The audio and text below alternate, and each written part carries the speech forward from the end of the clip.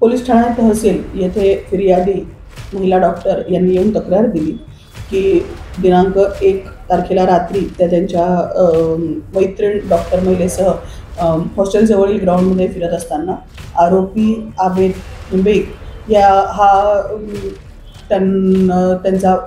पाठीमागे फिरत होता आणि त्यानंतर जेव्हा महिला डॉक्टर ह्या त्यांच्या हॉस्टेलमध्ये गेल्या तेव्हा हॉस्टेलमध्ये पण तो 200 मीटरपर्यंत त्यांचा पाठलाग करत वरपर्यंत गेला. त्या अनुषंगाने जेव्हा डॉक्टर महिलेचं लक्षात आलं तेव्हा त्यांनी तुरंत रूममध्ये जाऊन आतून दार बंद करून संबंधित त्यांचे मित्राला आणि गार्डला सूचित केल्यामुळे गार्डनी आणि त्यांच्या डॉक्टर मित्रांनी त्या सदर इसमाला ताब्यात घेतलं, पोलिसांना संपर्क केला. त्या अनुषंगाने